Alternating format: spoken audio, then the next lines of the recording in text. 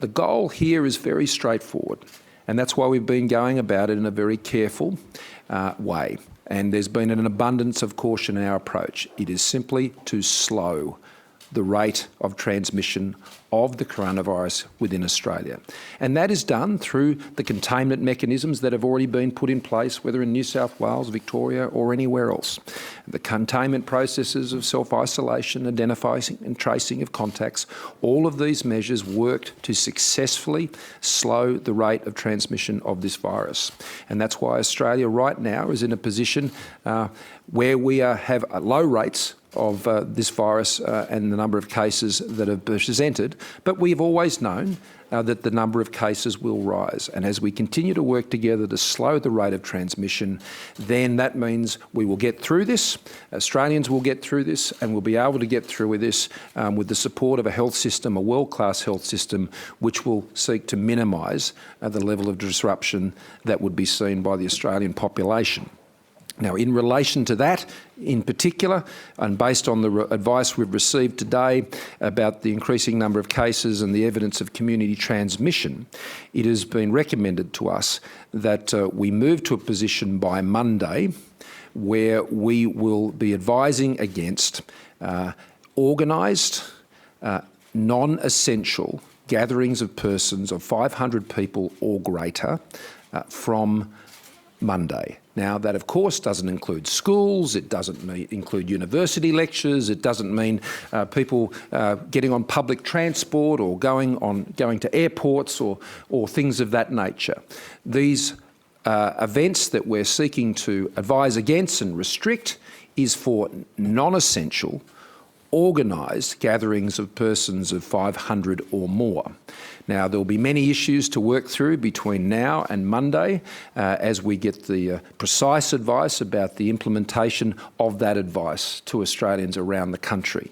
And that is what the HPPC will be working on, the National Cabinet, which will be providing and managing this response now on a weekly basis. We will be meeting again on Sunday to consider that further advice on the implementation of those arrangements. And we'll provide further advice at that point once those recommendations have been considered. Now, as we go forward from this point, it has been timely for us to meet today because clearly the coronavirus requires responses from all governments at all levels. And it is important that we act together. And I want to thank the Premiers and Chief Ministers today for their strong sense of unity, cooperation and purpose that has been present all the way through, as we've seen over what has been a very difficult summer where we've been working together on many other issues. And that is now transferred into the issue of the coronavirus. And so the members of that Cabinet is who you see before you here today. And we are going to be working very closely together to ensure there's a consistency of response, that there's a coordination of response.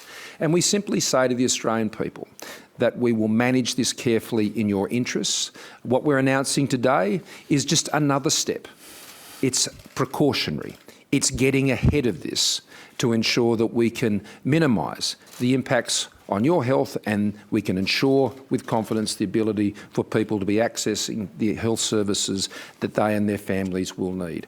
The National Coordinating Mechanism, which I referred to before, will be feeding up to the National Cabinet every week, issues that can then be coordinated between states and territories. It'll deal with issues such as schools and universities and all of these types of things, prisons, which we even discussed today, practical issues about the management of the national response to the coronavirus. Each and every state and territory that is represented here is completely sovereign and autonomous in the decisions that they make. But what we've agreed to do together is to work together and be unified and to be as consistent and coordinated as possible in our national response. That means from time to time sharing resources. It means if there is a need to assist each other with various needs, then this group will work closely together to achieve that end. The principal advising body to this National Cabinet will be the Australian Health Protection Principles Committee, which are those medical officers. There will be many others who will be advising through to the group on the other matters that I've referred to. But that medical advice the best medical advice will be the basis for the protocols and the guidelines and the decisions that will be made by premiers, chief ministers, and of course myself as Prime Minister, together with our respective cabinets.